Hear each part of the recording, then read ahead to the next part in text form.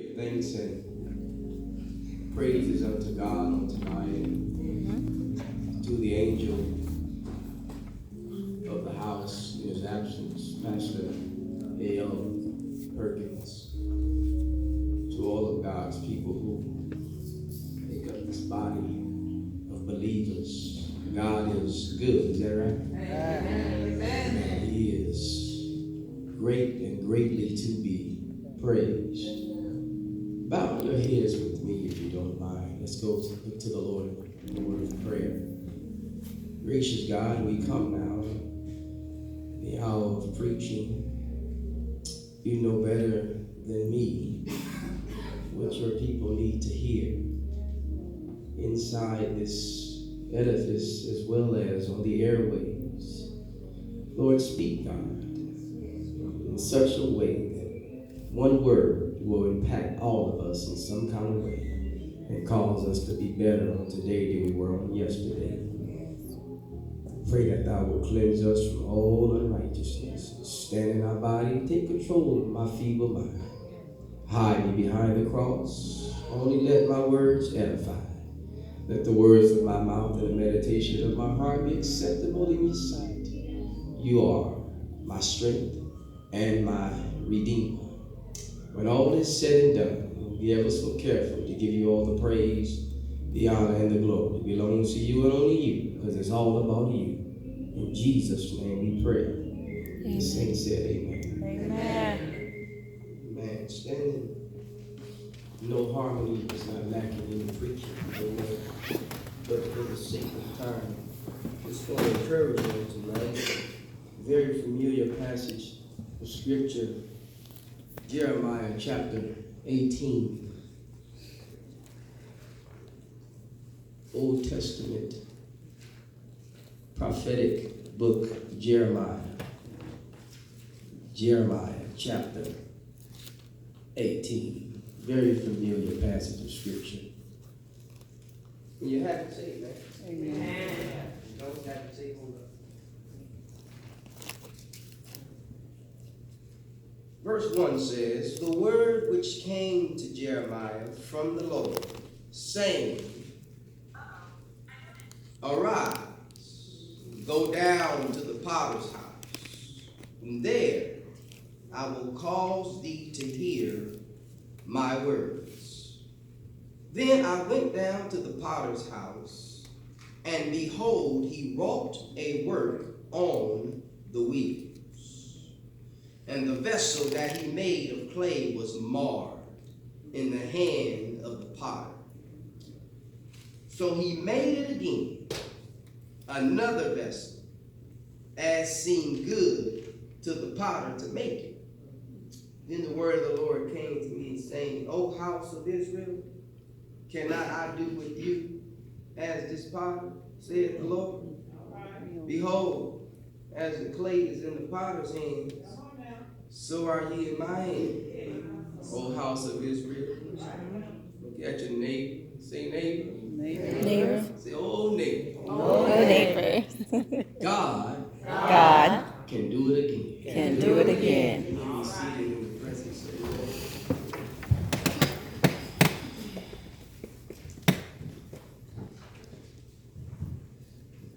We can all testify tonight that God has been good to us. Is that right? Amen. God has brought us from a mighty long way. Is that right? Amen. Come on, help me preach this thing. God has went through extreme measures to get you and I to where we're at today. We've come through over some mountains, we've come through some valleys, we've come through some trials, we've come through some tribulations, but we are all still here. Amen? Amen. Amen. And oftentimes, when we find ourselves looking how God has brought us, oftentimes we forget what God has done for us, and it causes us to become complacent. It calls us to become comfortable. And even to the point where we start losing focus on God and start focusing on other things. And what happens when we start focusing on other things is we start to lose our identity by focusing on other things rather than focusing on God. And when we start looking different than we look when God saved us, we start to lose our witness and our testimony. And what happens is we start to get further and further away from God. And the danger is that you don't want to get too far from God where you can't get a prayer through. Have I got a witness in this place? And so, my brothers and sisters, I want to encourage you on tonight. I want you to know that even if your walk ain't like it used to be, even if your praise ain't like it used to be, even if you don't have the relationship you once had, God can do it again. But in order for God to bring us back to our place of where we first received, some people say take us back to the old landmark where we first received. Every now and then we need to be reminded of what God has done for us. It's easy to forget. Amen. All the miracles and all the blessings that God has done for us to get us where we at. And the problem is that if the church forget where God brought them from, what do you think the people who are unchurched gonna think about the church? Have I got a witness in this place? You got to be careful how you remember, how you forget God in our daily lives as saints. And the reason why I say that is because the children of Israel, they had forgot about God and started serving other gods and lost their identity with God and lost their relationship with God and found themselves looking different than the way God had anticipated for them to look. They were supposed to be a peculiar people. They were supposed to be, I wish I had somebody in this place. They were supposed to be a holy people, a chosen generation, but now they're starting to look just like everybody else around them. I wish I had somebody in this place. And what we need to do is open our eyes and take some inventory in our lives and see, do we still look like God when God pulled us out of the fire? Do we still have that glow? Do we still have that fight? And let me tell you something before I go any further. Don't allow nobody out, no circumstance, no situation to make you lose your walk with God. Don't get it twisted. Don't let nobody that important. Ain't no man, I got nobody in this place, ain't no man, ain't no woman that important to make you lose focus on who brought you from your early existence to this present time. Because I guarantee you, all of us done had more than 2 or 3 relationships, but God has been there the whole time. I wish I had somebody in this place. So my brothers and sisters, I believe tonight, if you don't mind, I believe, Brother Bailey, I believe that the church has to be careful, because if not, we will lose our identity of who God has placed us to be. A light sitting in a dark land. We have to be careful. And you have to be careful not only as a church, but you got to be careful also in your personal life. You got to be careful who you hang around. You got to be careful who you talk to. You got to be careful who you will accept as your friend on Facebook, and who you following on Instagram, and who you went on talking to on Twitter. You got to be careful, because they just may not be, amen, somebody that you need to be tied to when you're trying to make heaven your home. I'm just trying to loosen y'all up a little bit. So, my brothers and sisters, if I can tonight, the children of Israel, amen, God brings them out on eagle's wings. Now, he you know the story. But let me go ahead and for teaching's sake, let me go ahead and do it for myself, if you don't mind. Israel were people of promise. Simply because God promised Abraham that he would make his seed a great nation. They were people of promise. And God sticks to his word. I wish I had somebody in here. God, whatever he promised to do, he will do it. Yeah. He promised Abraham. He promised Abram. He changed his name to Abraham. Abraham, Isaac, and from Jacob. And you know how the story goes. But we find that the children of Israel had split between Jeroboam and Rehoboam. 10 tribes to the south, to the north rather, and 2 tribes to the south. Judah was a southern nation, but yet and still, they were still all Israel. And if you don't mind, I know we have a way of having our parties and having our friends and being selective on who we hang around, but it's under the eyes of God, we're all children of God. That's why I don't understand how churches get cliquey, and we serving the same God, and we trying to get to the same place. We got our nerve, don't you? Now I understand if I'm going to New York and you going to Florida, then eventually we're going to have to get out the car. But if we all trying to get to heaven, amen, amen. God sees the church as the church, amen. He ain't coming back for Harmony, and he ain't coming back for Bethel. He's coming back for a church with our aspiring. Have I got a witness in this place? So my brothers and sisters, he sets them apart, calls them to a place and brings them to a land flowing with milk and honey, brings them over there, establishes them in spite of all the hell they caused and all the stuff that they did. God still brought them. And I wish I had some of y'all acting like y'all ain't did nothing. Y'all been saved all your life, but all the hell you caused God, but yet and still you sit in this sanctuary. You ought to give God some praise on the fact that he didn't take you out. Like, come on, you ain't always did everything right. You ain't always crossed every T and dotted every I. And we sit in church like we had it together all the whole time. No, we all under construction. Yes, sir. And so my brothers and sisters, he brings them, established them. But they got so caught up in the surrounding people, the Hittites, the Jebusites, the Perizzites, them Ite people. Y'all know the Ites. He got caught up in what they had. And they wanted a king. Now, how you gonna want a king and you got the King of Kings? But just to appease his people, God allows them to have 3 of them. Well, kings came on, but the first 3 you had Saul and David and Solomon. From there, it was just king this and king. This king came in, this son and his son and his son. But why would we have to be careful what we ask God for when we already have it in him? Did you hear me? You can't have, you can't ask God for a husband. Yeah, go ahead, say it. You can't ask God for a husband if you ain't in love with God already. You can't ask God for a wife if you ain't in love with God first. Because God's not going to have somebody before him. It's always going to end up in turmoil.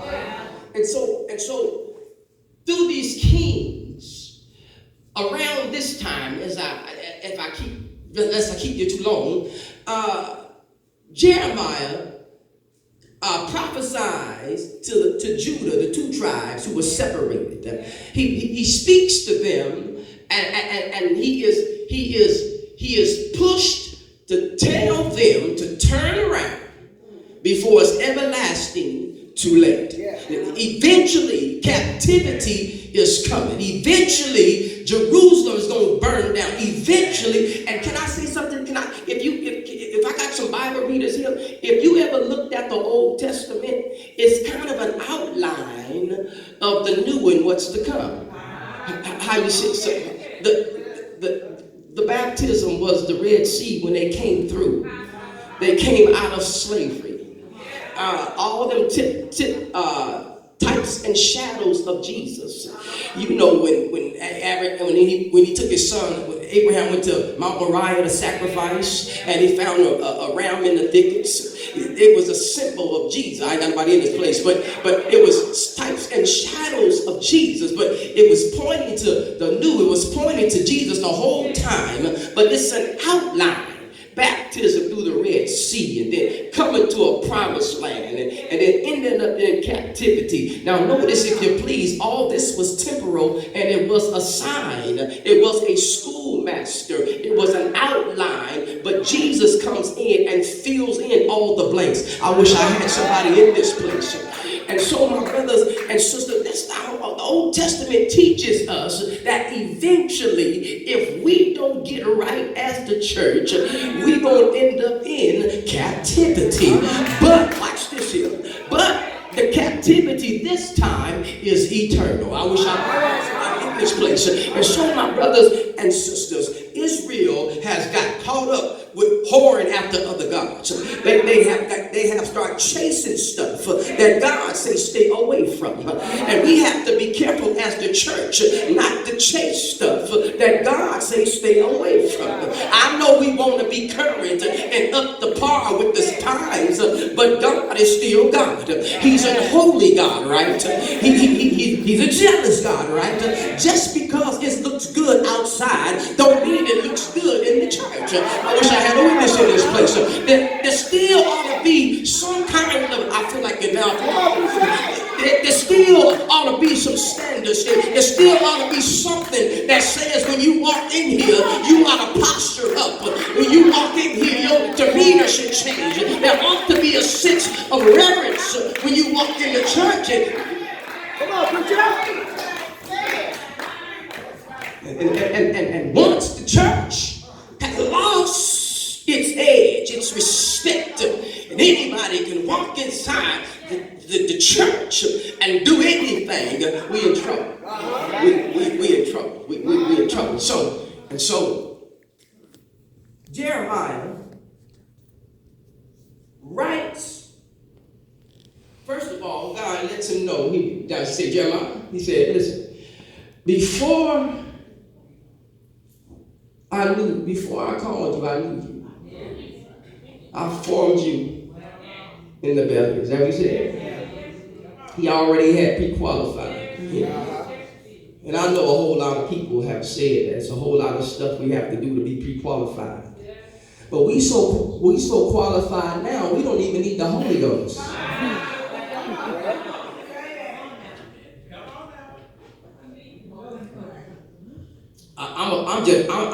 I'm sorry, but I'm a little different.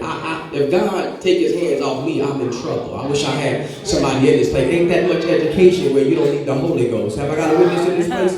He calls Jeremiah to them. And in this text, let's look at the text, and then I'll let you go. In the text, it's chapter 18.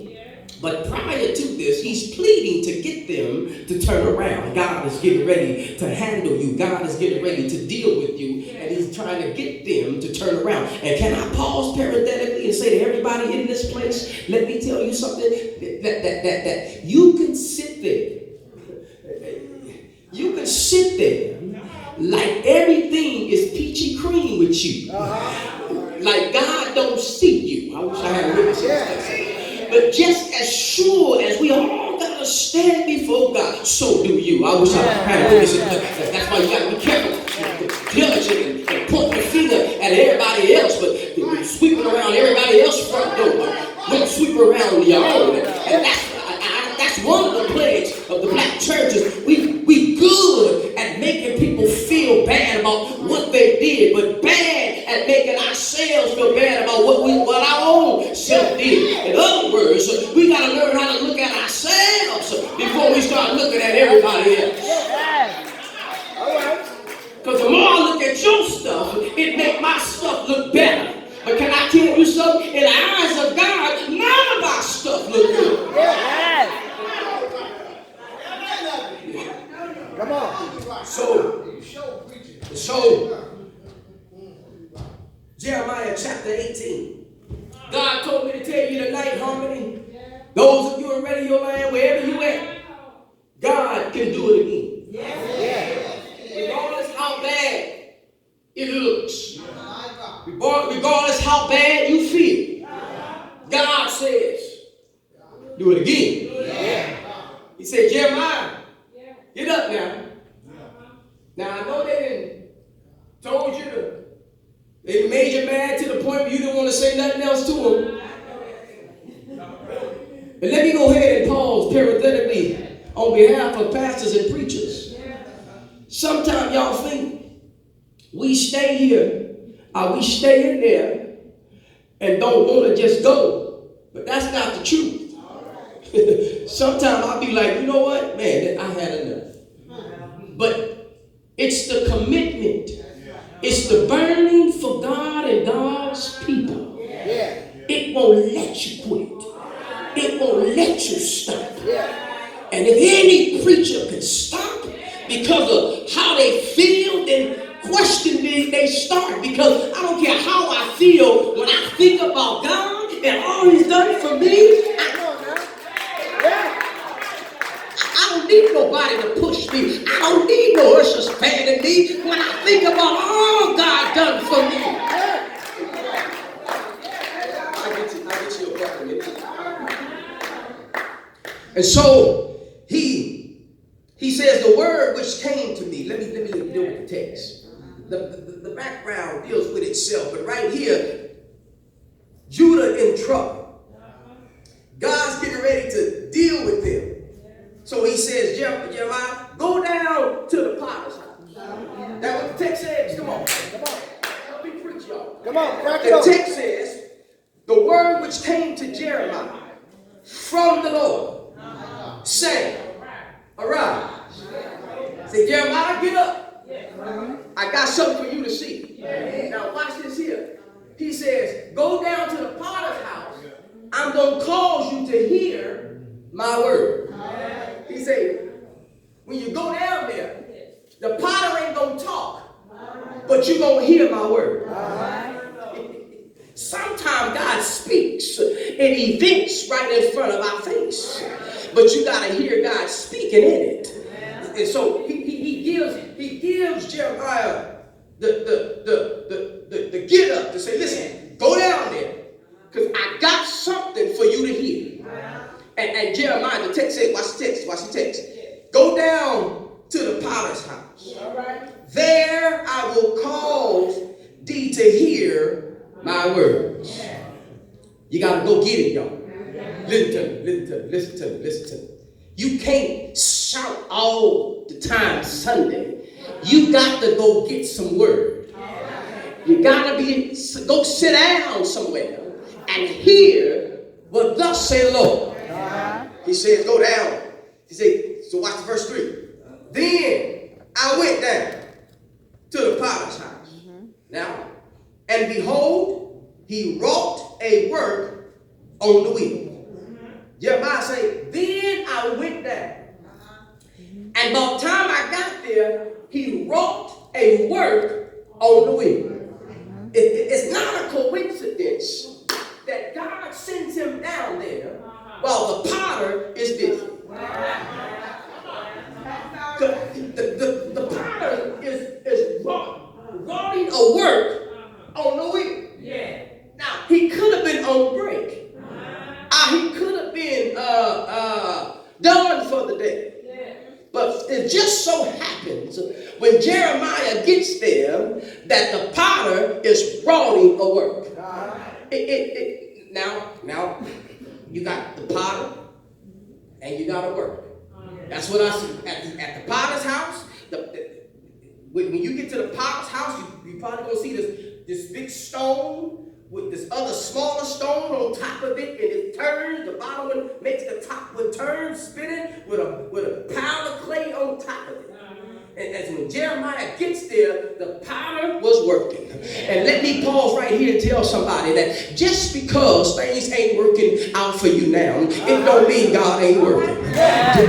Just because you didn't get the law, just because you didn't get it don't mean God ain't working. The text says he wrought a work on the wheel. Now, it lets us know that the potter was busy. Not only that, the potter was present, but the potter also had a plan. Because if he was wrought a work, that means he was making something. He was making what he felt like he wanted to make. What else the potter was in control of what was going on. I said the potter was in control of the work because he wrought the work. He was fashioning, wrought. He was making, wrought. He was forming, wrought. He was constructing. He was putting something together, and it was the potter had control of it. I came by here to tell somebody that God is up to something, and He's in control. Is that all right? The text says he went down to the potter's house, and behold, he wrought a work on the wheels. Notice it said on wheels. It was moving. The wheel was moving. The wheel was moving. He was active. The text says, verse 4, watch. And the vessel. Okay, now we got the potter, and now we know his work. The vessel. Are you in here? The vessel. The potter wrote a work, then it said the vessel. So, help me, Holy Ghost. Come on now. It suggests to me that it was right there. The vessel. And what he was trying to make was coming into its own. But the text says that the vessel that he made of clay was marred. He was, now wait, in the hands of the potter. Y'all got your Bible open? In the hand of the potter. Now we got a problem now. We got a problem now, y'all. We got a problem. Now the potter, that's what he do. He makes pottery. He shapes, he molds into what he wants. That's what the potter does. And he was working. Now the vessel of clay was marred in the hand of the potter. Help me, somebody. How did the vessel of clay get marred in the hands of a potter with all that ability? Did the potter slip? Did the potter mess up? Did the potter lose his touch? In other words, it had to be something wrong with the vessel. It had to be something wrong with the clay. Y'all, you missed it. Here it is right here. Y'all gonna be mad, but I'm gonna tell you, quit blaming everything on God. Some of the stuff you're going through, you brought it on yourself. That's right. Clay.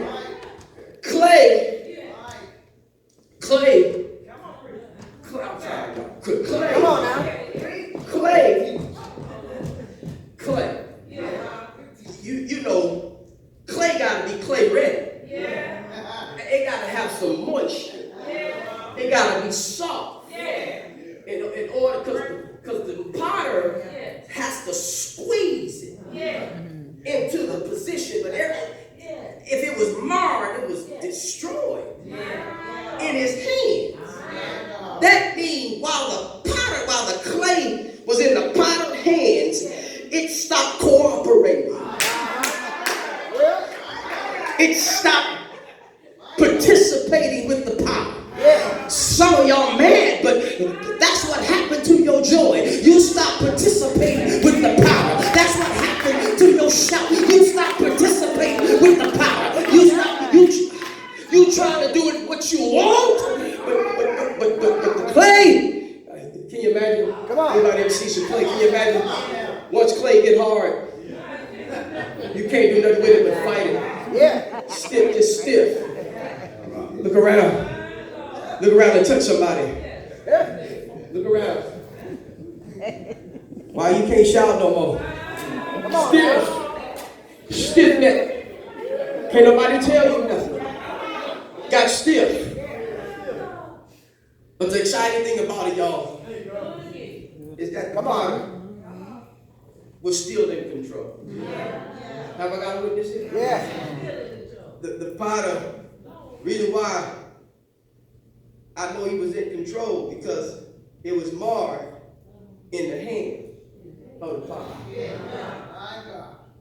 So now, we already know that he said, just as the clay is in the hand of the potter, so is Israel. We already know that. But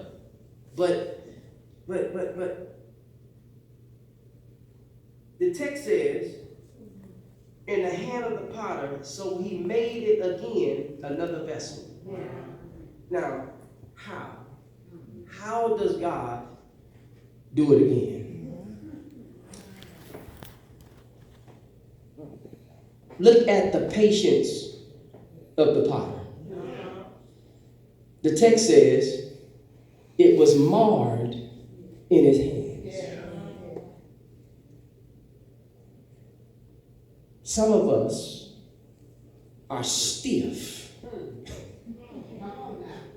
Well, God ain't gave up on you.